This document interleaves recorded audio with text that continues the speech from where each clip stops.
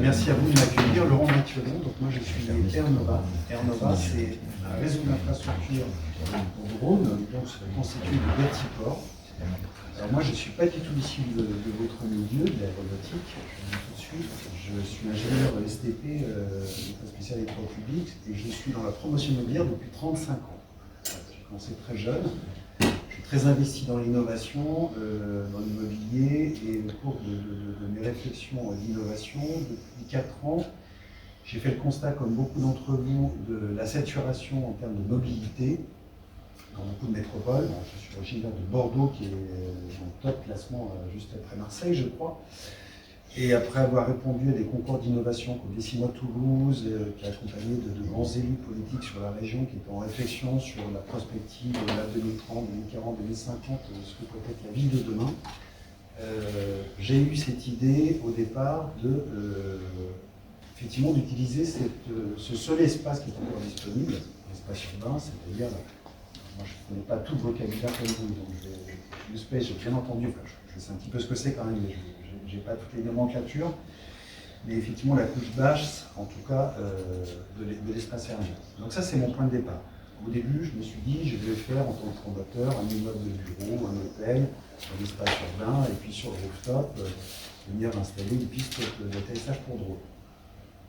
J'ai d'ailleurs déposé, j'ai déposé en 2020 une demande de brevet que j'ai obtenue l'année dernière en France, qui est en cours d'extension à l'échelle européenne. Un concept de Vertiport avec deux nouveautés.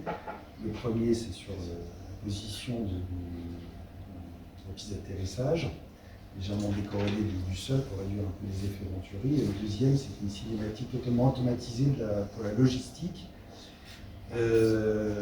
Logistique est un sujet, je dirais, sur lequel j'ai de plus en plus de sollicitations. Donc, tout à l'heure, vous l'avez évoqué, et je vais vous donner un petit peu dans quel ordre, moi, j'imagine qu'effectivement, cette nouvelle mobilité va se mettre en place.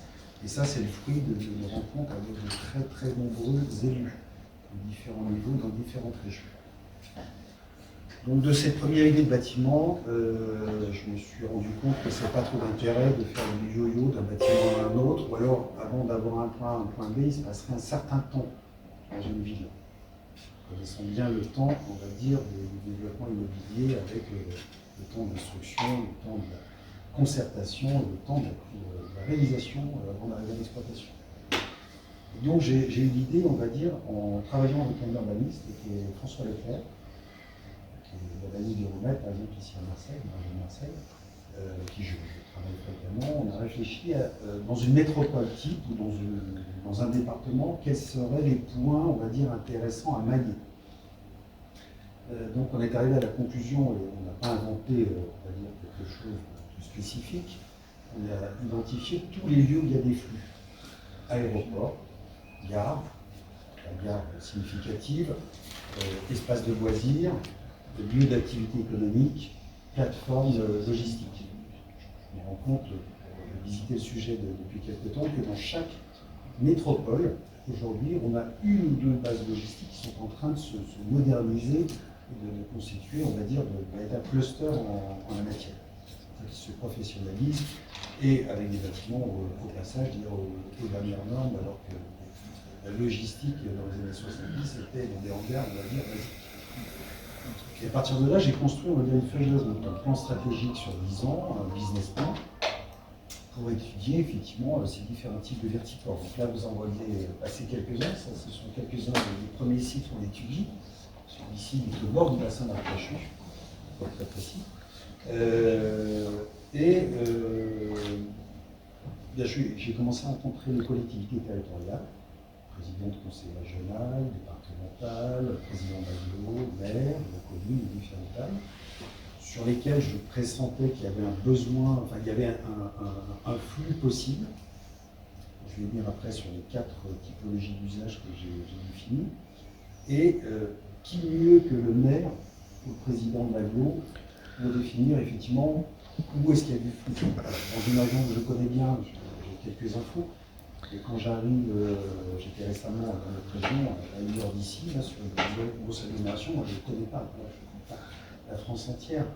Donc je m'appuie, on va dire, sur les sachants locaux pour qu'ils me disent comment fonctionne leur territoire.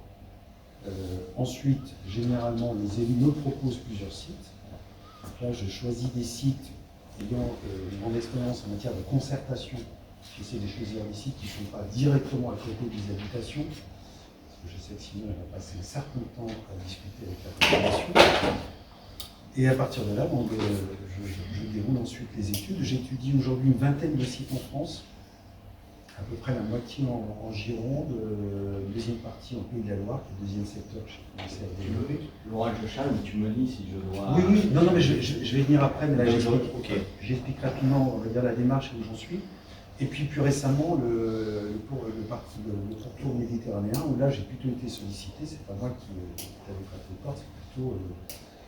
étant très peu nombreux dans l'activité infrastructure, effectivement on est vite identifié. J'ai rencontré la DGAC, l'équipe de l'EANA, j'ai rencontré le directeur général de la DGAC, Damien Cazé, au mois de février.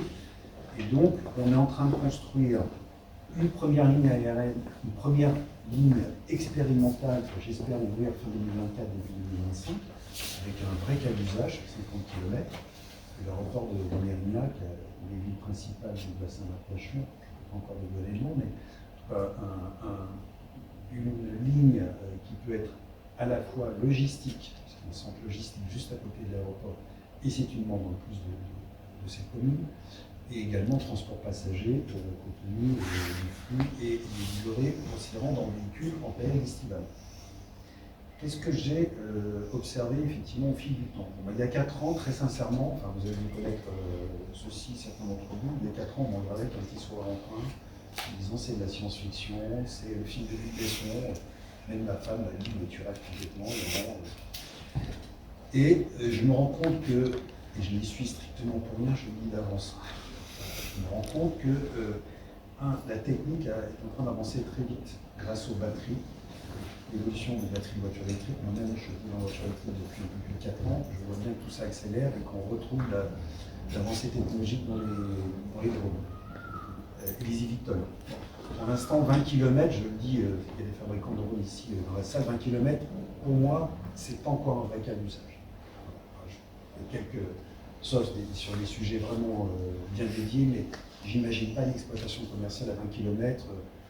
Peut-être en région parisienne, où c'est hyper dense à certaines heures, mais pour moi, le prochain gap que j'attends, c'est 40-50, où là, le transport par les airs commence à avoir, on va dire, un élément différenciant gagnant par rapport au transport terrestre traditionnel. Premier sujet que j'ai identifié, c'est médical. C'est dommage que M. Laflamme soit parti, mais je pense qu'on arrivera à mettre en relation. Pourquoi? Parce que je me dis que le médical, personne, j'imagine pas, en France on dit qu'on fait quelque chose, tout est contesté, là je ne suis pas politique, on est quand même des pays qui adorent contester. Je me dis quand même que transporter des organes du sang, voire par la suite avec des drones, des eVTOL médicalisés, des blessés et sauver des vies, j'espère quand même qu'on arrivera à trouver un certain consensus. Moi, je me dis qu'effectivement, on va commencer à utiliser l'espace aérien pour le médical. Je commence à aller voir certains CHU. Je ne savais pas très bien d'ailleurs comment prendre le truc. Pour être tout à fait, je pense qu'en tout cas, c'est ce que j'ai suggéré à celui de Bordeaux. Il faut qu'on construise un modèle économique au CHU. Parce qu'aujourd'hui, il manque d'argent. On leur dire vous allez peut-être en investir. Il faut que je construise pour eux, entre guillemets, le modèle complet avec tous les intervenants. Donc le premier, c'est le médical. Le médical, il va nous permettre d'habituer le grand public à voir passer finalement des médicales et des drones. Moi, je ne pense pas qu'on volera au-dessus des bâtiments. En tout cas, je raisonne avec des corridors qui vont passer au-dessus des espaces naturels ou des grandes artères. Mais je ne fais pas le pari qu'on va voler au-dessus des bâtiments d'habitation parce que là, je m'attends à un tollé des habitants. À moins d'avoir un maire extrêmement courageux, prêt à aller jusqu'au bout, je ne suis pas sûr qu'on arrive à obtenir gain de cause. Ce n'est pas la peine peut-être de démarrer par le plus difficile. Mais chacun, on va dire, va avoir son calculation. Je me dis, une fois qu'on est habitué à le transport médical, les mêmes drones où il y aura le Croix-Rouge dessus, ils vont transporter de la logistique, ils vont transporter des personnes. Et finalement, on aura habitué petit à petit, on va dire, la population à ceci. j'enfonce une porte ouverte parce que c'est énormément d'acteurs. J'ai rencontré tous Métropole il y a 3 ans, toutes les acteurs dans mes perspectives. Je pense que cette démarche, cette vision, elle fait un peu d'unanimité. Le deuxième, et je ne vous aurais pas dit ça il y a 2 ans, le deuxième, je pense que ça va être la logistique. J'ai 3 élus sur 4, patrons d'agglomération, de villes significatives, qui me posent la problématique effectivement de la logistique, des camionnettes diverses et variées, et donc j'identifie certaines villes même qui commencent à anticiper une évolution de la ZFE dans 10 ans, ou par décision politique de ne plus faire entrer la voiture certains jours pour apaiser la ville, et des villes majeures, hein, enfin des villes qui accueillent 100 000 personnes en été. Voilà, donc, il y en a beaucoup qui sont dans ce cas de figure, ou même davantage. Et donc, il me demande de créer un mini-hub logistique au travers d'un vertiport. C'est l'image, c'est pas celui-là, c'est celui avec le parking silo. Et là, on voit bien qu'il y a commencé à... Voilà. Donc ça, c'est un parking silo de 200 places, avec du transport passager et du transport logistique.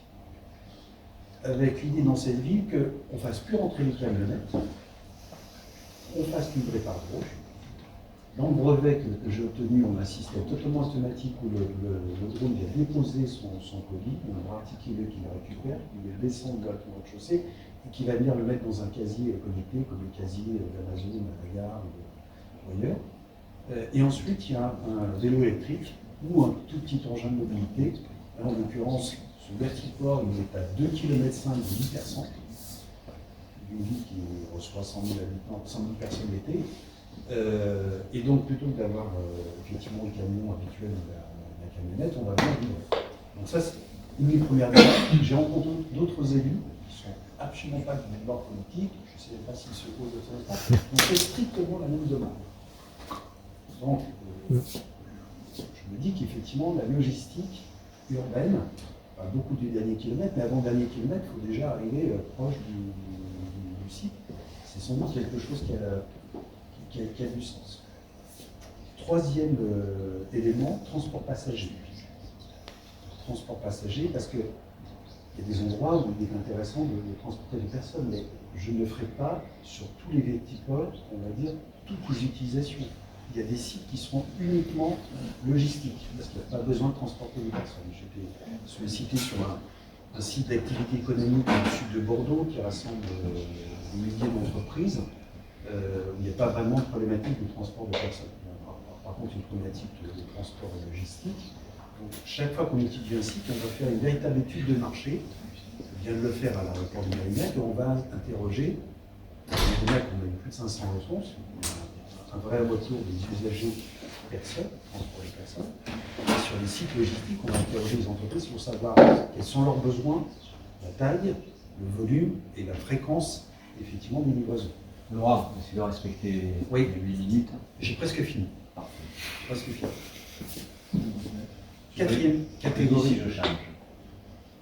Voilà, donc ça c'est le parking silo, donc ça c'est un produit effectivement qui utilise les deux. Là on est sur un vertiport qu'on va appeler vertical port, on va mettre en vie, on pourrait être sur un immeuble de bureau, un hôtel, un équipement public. D'un côté à gauche, drone cargo, transporter 500 kg, et à droite, drone transport, enfin eVTOL, transport de personnes.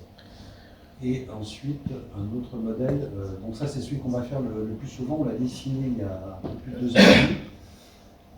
Sur un aérodrome, justement, existant, c'est la demande d'un maire. Et si vous regardez, c'est exactement, c'est pas coquille ni même d'autre, c'est exactement ce qu'a fait Skyport à Pontoise.